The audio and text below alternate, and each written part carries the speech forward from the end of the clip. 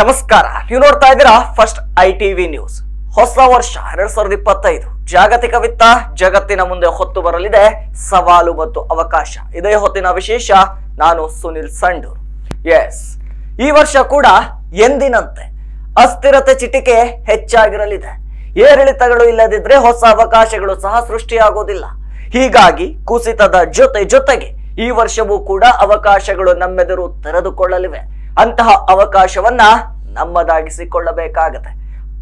ಪ್ರತಿ ವರ್ಷದ ಕೊನೆಯಲ್ಲಿ ಮುಂದಿನ ವರ್ಷದಲ್ಲಿ ವಿತ್ತ ಜಗತ್ತಿನಲ್ಲಿ ಆಗಬಹುದಾದ ಸಂಭಾವ್ಯ ಬದಲಾವಣೆಗಳನ್ನ ಗಮನಿಸುವುದು ಹಣಕಾಸು ಅಂಕಣದಲ್ಲಿ ತಪ್ಪದೆ ಪಾಲಿಸಿಕೊಂಡು ಬಂದಿರುವ ಅಂಶವಾಗುತ್ತೆ. ನಾವು ಇನ್ನೊಂದು ವರ್ಷವನ್ನ ಸಹ ಕಳೆದು 2025ಕ್ಕೆ ಸಿದ್ಧತೆ ನಡೆಸ್ತಾ ಇರುವ ಈ ವೇಳೆಯಲ್ಲಿ 2025ರಲ್ಲಿ ಆಗಬಹುದಾದ ಬದಲಾವಣೆಗಳ ಬಗ್ಗೆ ಕೂಡ ಒಂದಷ್ಟು ಗಮನ ಹರಿಸುವ ವಿಶೇಷ ಸಂಚಿಕೆ ಇದಾಗಿದೆ.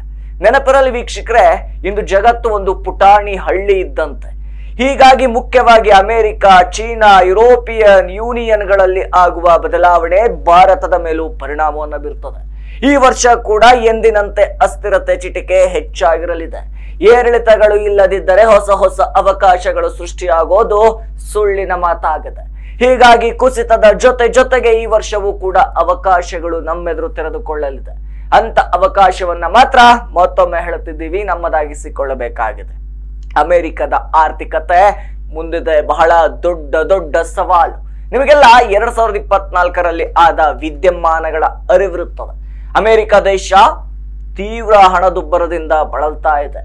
ಇದರ ಪರಿಣಾಮವಾಗಿ ಅಲ್ಲಿನ ಫೆಡರಲ್ ಬ್ಯಾಂಕ್ ತನ್ನ ಬಡ್ಡಿ ದರವನ್ನ 3 ಬಾರಿ ಕಡಿತಗೊಳಿಸಿತ್ತು. ಹೀಗಿದ್ದೂ ಕೂಡ ಅಮೆರಿಕದ ಹಣದುಬ್ಬರ ಕಡಿಮೆಯಾಗಿರಲಿಲ್ಲ.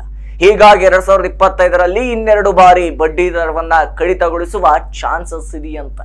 2024ರ ಕೊನೆಯಲ್ಲಿ ಗೆದ್ದು ಬಂದಿರುವ ಟ್ರಂಪ್ ತಮ್ಮ 2ನೇ ಅವಧಿಯಲ್ಲಿ ಚೀನಾ ದೇಶದ ಪದಾರ್ಥಗಳ ಮೇಲೆ 60%ವರೆಗೂ ತೆರಿಗೆ ವಿಧಿಸುವ ತೀರ್ಮಾನವನ್ನ ಸಹ ಈಗಾಗಲೇ ಹೊರಹಾಕಿದ್ದಾರೆ. ಇನ್ನು ಚೀನಾವನ್ನ ಹದ್ದು ಬಸ್ತಿನಲ್ಲಿಡುವ ಇವರ ಈ ನಡೆ ಅಮೆರಿಕ ದೇಶದಲ್ಲಿ ಇನ್ನಷ್ಟು ಹಣದುಬ್ಬರವನ್ನ ಏರಿಸುತ್ತದೆ, ಇಲ್ಲವೇ ಬೇಡಿಕೆಯನ್ನ ಕುಸಿಯುವಂತೆ ಮಾಡುತ್ತದೆ. ಹಣದುಬ್ಬರದ ಮತ್ತು ಬೇಡಿಕೆ ಕುಸಿತ ಒಂದು ದೇಶವನ್ನ ಆರ್ಥಿಕ ಹಿಂಜರಿತಕ್ಕೆ ದೂಡುತ್ತದೆ. ಪ್ರತಿ ವರ್ಷದಂತೆ ಈ ವರ್ಷವೂ ಹಲವಾರು ಸಂಸ್ಥೆಗಳು ಅಮೆರಿಕದ ಅಭಿವೃದ್ಧಿ ಸೂಚ್ಯಂಕ 1.9ರಿಂದ 2.2% ಇರಲಿದೆ ಅಂತ ಹೇಳಿವೆ. ಟ್ರಂಪ್ ಅಮೆರಿಕ ಮೊದಲು ಎನ್ನುವ ನಿಲುವಿಗೆ ಬದ್ಧರಾಗಿದ್ದಾರೆ. ಚೀನಾದ ಜೊತೆಗೆ ಭಾರತದ ವಿರುದ್ಧ ಕೂಡ ಅವರು ತೆರಿಗೆ ಯುದ್ಧವನ್ನ ಆರಂಭಿಸಿದ್ದಾರೆ. ಜಾಗತಿಕವಾಗಿ ಹೊಸ ಟ್ರೇಡ್ ವಾರ್ಗೂ ಇದು ಮುನ್ನಡೆಯಾಗಬಹುದು. ಅಮೆರಿಕ ಮುಂದೆ 2025ಕ್ಕೆ ಮುಖ್ಯವಾಗಿ 3 ಅಂಶಗಳ ಮೇಲೆ ಹಿಡಿತ ಸಾಧಿಸಬೇಕಾಗದ ವೀಕ್ಷಕರೇ. ಫಿಸ್ಕಲ್ ಡೆಫಿಸಿಟ್ 3% ಕಡಿಮೆ ಮಾಡುವುದು, GDP ಅಭಿವೃದ್ಧಿಯನ್ನ 3%ಕ್ಕೆ ಏರಿಸುವುದು, ಪ್ರತಿದಿನ 3 ಮಿಲಿಯನ್ ಕಚ್ಚಾ ತೈಲವನ್ನ ಹೆಚ್ಚಾಗಿ ಉತ್ಪಾದಿಸುವುದು. ಹೊಸ ವರ್ಷಕ್ಕೆ ಕಾಲಿಡುವ ಮುನ್ನ ಈ 3 ಅಂಶಗಳ ಕಡೆ ಗಮನ ಹರಿಸ್ತಾ ಇದೆ ಅಮೆರಿಕ. ಇನ್ನು ಚೀನಾ ತನ್ನ ಅಂತರ್ಕ ಬೇಡಿಕೆಯನ್ನ ಸಹ ಹೆಚ್ಚಿಸಿಕೊಳ್ಬೇಕಾಗಿದೆ.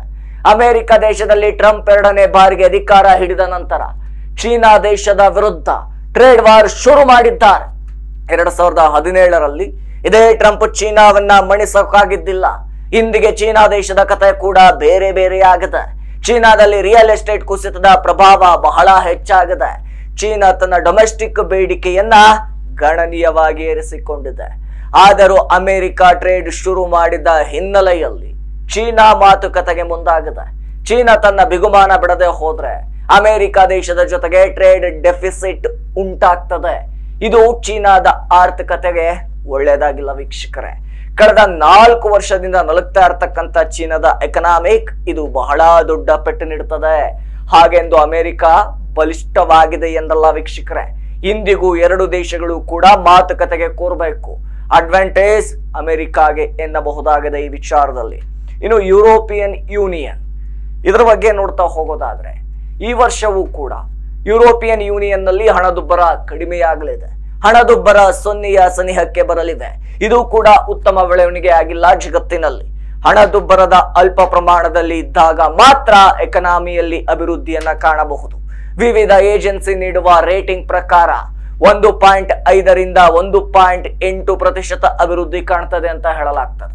ಇಷ್ಟು ವರ್ಷಗಳ ಕಾಲ ಯುರೋಪಿಯನ್ ಯೂನಿಯನ್ನ ಆಧಾರ ಸ್ತಂಭವಾಗಿದ್ದ ಜರ್ಮನಿಯ ಗ್ರೋತ್ ರೇಟ್ 0.2 ಪ್ರತಿಶತ ಎನ್ನುವುದು ಪರಿಸ್ಥಿತಿಗೆ ಹಿಡಿದ ಕೈಗನ್ನಡಿಯಾಗಿದೆ.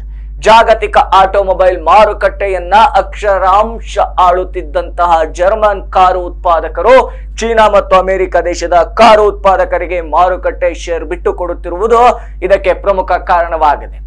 ಯುರೋಪಿಯನ್ ಯೂನಿಯನ್ ಜರ್ಮನಿಯ ಸಹಾಯಕ್ಕೆ ಬರಬೇಕಾದ ಸಂದರ್ಭದಲ್ಲಿ 2025ರ ಸಂದರ್ಭದಲ್ಲಿ ಬರಲಿದೆ.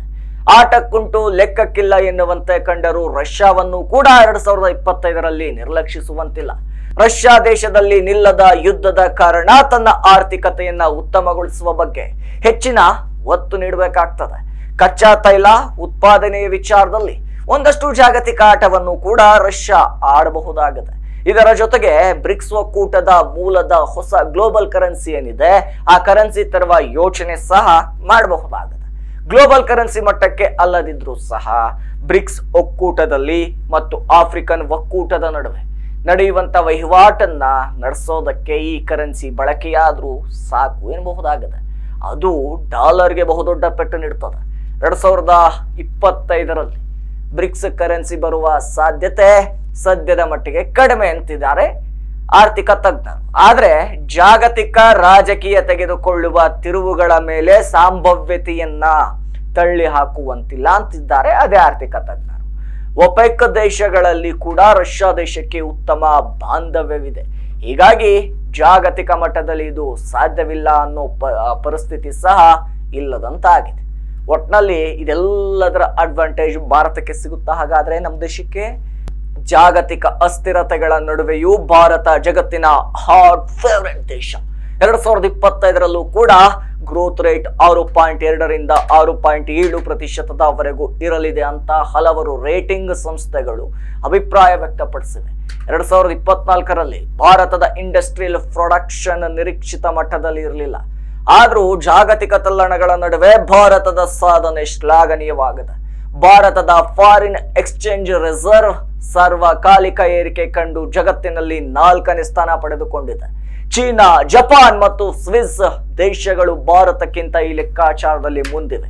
ಸ್ವಿಸ್ ದೇಶದಲ್ಲಿ ನೆಗೆಟಿವ್ ಇಂಟರೆಸ್ಟ್ ರೇಟ್ ಸನ್ನಿವೇಶ ಏರ್ಪಟ್ಟಿದೆ. ಜಪಾನ್ ಈಗಷ್ಟೇ ಅದರಿಂದ ಹೊರ ಬರ್ತಾ ಇದೆ. ಈ ಅಂಶಗಳನ್ನ ಮತ್ತು ಜಾಗತಿಕ ಮಟ್ಟದಲ್ಲಿ ಆಗ್ತಾ ಇರ್ತಕ್ಕಂಥ ಯುದ್ಧಗಳು, ರಾಜಕೀಯ ಬದಲಾವಣೆಗಳು, ಹೆಚ್ಚುತ್ತಿರುವ ಅಸ್ಥಿರತೆಯನ್ನ ಗಮನಕ್ಕೆ ತೆಗೆದುಕೊಂಡ್ರೆ 2024ರಲ್ಲಿ ಭಾರತದ ರಿಪೋರ್ಟ್ ಕಾರ್ಡ್ ಬಹಳ ಉತ್ತಮವಾಗಿತ್ತು ಅನ್ನೋದಕ್ಕೆ ಅಡ್ಡಿ ಇಲ್ಲ ವೀಕ್ಷಕರೇ. ಮತ್ತೆ ಇವೇ ಅಂಶಗಳು ಇನ್ನಷ್ಟು ತೀವ್ರಗತಿಯನ್ನ ಪಡೆದುಕೊಂಡ್ರೂ ಕೂಡ ಭಾರತದ ರಿಪೋರ್ಟ್ ಕಾರ್ಡ್ ಬೇರೆಲ್ಲ ದೇಶಗಳಿಗಿಂತ ಉತ್ತಮವಾಗಿರಲಿದೆ. 2025ರಲ್ಲಿ ಮತ್ತೊಮ್ಮೆ ಜಾಗತಿಕ ಆರ್ಥಿಕ ಹಿಂಜರಿತ ಉಂಟಾಗಬಹುದು ಎನ್ನುವ ಮಾತುಗಳು ಆರ್ಥಿಕ ವಲಯದಲ್ಲಿ ಗಿರಾಕಿ ಹೊಡೆಯುತ್ತಾ ಇದೆ. ಹಾಗೊಮ್ಮೆ ಇದು ನಿಜವಾದ್ರೂ ಸಹ ಅದು ಮತ್ತೆ ಜಗತ್ತಿಗೆ ಗೊತ್ತಾಗೋದಕ್ಕೆ ಸಮಯ ಬೇಕಾಗ್ತದೆ ಅಂತಿದೆ ಆರ್ಥಿಕ ತಜ್ಞ ವಲಯ. ಜೂನ್ ಜುಲೈ 2025ರವರೆಗೆ ಆರ್ಥಿಕ ಹಿಂಜರಿತದ ಮಾತುಗಳು ಕೇಳೋದಕ್ಕೆ ಸಾಧ್ಯ ಇಲ್ಲ. ಟ್ರಂಪ್ ತೆಗೆದುಕೊಳ್ಳುವ ಹಲವು ನಿರ್ಧಾರಗಳ ಮೇಲೆ ಇದು ಅವಲಂಬಿತವಾಗಿದೆ ಅಂದ್ರೆ ತಪ್ಪಾಗ್ಲಿಕ್ಕಿಲ್ಲ. ಇನ್ನು ಇದೆಲ್ಲದರ ಜೊತೆಗೆ ಪುಟಾಣಿ ದೇಶ ಜಪಾನ್ ಜಗತ್ತಿಗೆ ನೀಡ್ತಾ ಇದೆ ದೊಡ್ಡ ಕೊಡುಗೆ. ಅಮೆರಿಕ ದೇಶದಲ್ಲಿ ಬಡ್ಡಿ ದರವನ್ನ 2025ರಲ್ಲೂ ಕಡಿಮೆ ಮಾಡುವ ಸಾಧ್ಯತೆ ಇದೆ. ಭಾರತದಲ್ಲೂ ಕೂಡ ಬಡ್ಡಿ ದರವನ್ನ ಕಡಿಮೆ ಮಾಡಬೇಕು. ಇಂಡಸ್ಟ್ರಿಯಲ್ ಗ್ರೋತ್ ಆಫ್ ಪ್ರೊಡಕ್ಷನ್ ಕುಸಿತಕ್ಕೆ ಬಡ್ಡಿ ದರ ಕಾರಣ ಎನ್ನುವ ಮಾತುಗಳನ್ನ ನಾವು ಕೇಳ್ತಾ ಇದ್ದೇವೆ. ಆದ್ರೆ ಭಾರತ ಸರ್ಕಾರ ಮತ್ತು RBI ಬಡ್ಡಿ ದರವನ್ನ ಕಡಿಮೆ ಮಾಡಬಾರದು, ಸಮಸ್ಥಿತಿ ಕಾಯ್ದುಕೊಳ್ಳಬೇಕು. ಆದ್ರೆ ಭಾರತದ ಹೊಸ RBI ಗವರ್ನರ್ ಬಡ್ಡಿ ಕಡಿಮೆ ಮಾಡುವ ಸಾಧ್ಯತೆ ಹೆಚ್ಚಾಗಿದೆ. ಹೀಗಾಗಿ ಭಾರತದಲ್ಲಿ ಡೇಟ್ ಇನ್ನಷ್ಟು ಚೀಪ್ ಆಗಲಿದೆ. ಈ ಕಾರಣದಿಂದ ಷೇರು ಮಾರುಕಟ್ಟೆಯಲ್ಲಿ ಹೂಡಿಕೆ ಕೂಡ ಹೆಚ್ಚಾಗುತ್ತಂತೆ. ಒಂದು ಕೋನದಿಂದ ಇದು ಉತ್ತಮ ಎನಿಸಿದ್ರೂ ಸಹ ಬಡ್ಡಿ ದರದ ಏರಿಕೆ ಇಳಿಕೆ ಎನ್ನುವುದು 2 ಅಲುಗಿನ ಕತ್ತಿಯಂತೆ ಇನ್ನೊಂದೆಡೆ ನೋವು ಕೂಡ ಉಂಟು ಮಾಡಲಿದೆ. ಒಟ್ಟಾರೆ ಭಾರತದ ಆರ್ಥಿಕತೆ ಸದ್ಯಕ್ಕೆ ಸುಭದ್ರವಾಗಿದೆ ಅಂತ ಹೇಳ್ತಾ ಇವತ್ತಿನ ವಿಶೇಷ ಕಾರ್ಯಕ್ರಮವನ್ನು ಮುಗಿಸ್ತಾ ಇದ್ದೀವಿ. ಮತ್ತಷ್ಟು ಮಗದಷ್ಟು ಅಪ್ಡೇಟ್ಸ್ಗಾಗಿ ನೋಡ್ತಾ ಇರಿ ಫಸ್ಟ್ ಐ ಟಿವಿ ನ್ಯೂಸ್.